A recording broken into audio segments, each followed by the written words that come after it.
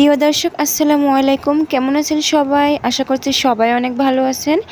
আজকে আমি তৈরি করে দেখাবো পাঙাশ মাছের ঝোল।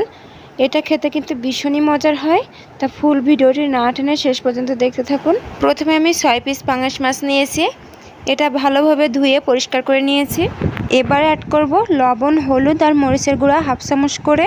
সবগুলো উপকরণ দিয়ে হাত দিয়ে একটু মশলাগুলো মাছের গায়ে ভালোভাবে মেখে নিতে হবে। তারপরে আমি মাছটা ভালোভাবে মেখে নেওয়া হয়ে গেলে মাছগুলো সুন্দর করে ভেজে নিব।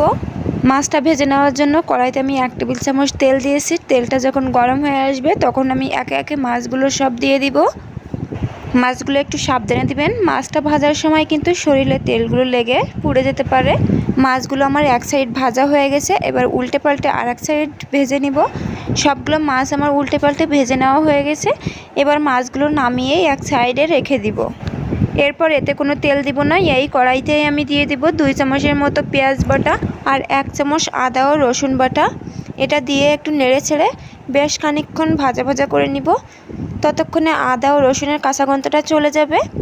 এরপর দিয়ে দিব 1 চামচের মতো লবণ, 1 চামচের মতো হলুদ গুঁড়া, 1 চামচের মতো মরিচের গুঁড়া আর হাফ চামচ ধনিয়া গুঁড়া।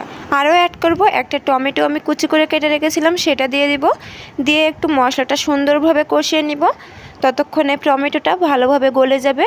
মশলাটা কষাতে কষাতে যখন নিচে লেগে যাবে তখন আমি সামান্য একটু পানি দিয়ে আরও বেশ খানিকক্ষণ 2-3 মিনিটের মতো কষিয়ে নিব। মশলাটা যত সুন্দরভাবে কষাবেন মাছের ঝোলটা কিন্তু খেতে বেশি ভালো লাগবে।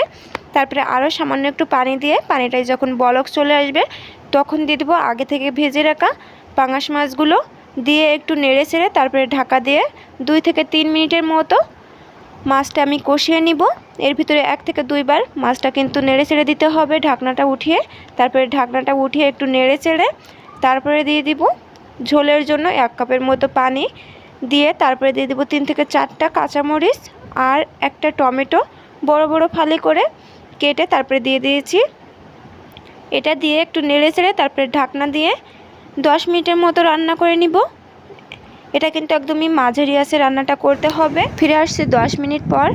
এবার আমি দিয়ে দিব একদমই শেষে জিরা ও গরম মশলার গুঁড়া। এটা দিয়ে একটু সাবধানে মাছগুলো নেড়ে চেড়ে দিতে হবে, নইলে কিন্তু ভেঙে যাবে। নেড়ে চেড়ে তারপরে নামিয়ে সার্ভ করে নিব।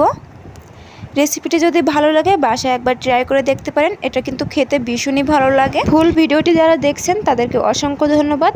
রেসিপিটি যদি ভালো লাগে লাইক, কমেন্ট, শেয়ার করতে ভুলবেন না।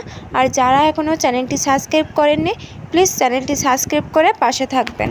আজ এই পর্যন্তই শেষ করছি, আবারও চলে আসবো নতুন একটি রেসিপি নিয়ে। সেই পর্যন্ত ভালো থাকবেন, সুস্থ থাকবেন। আল্লাহ হাফেজ।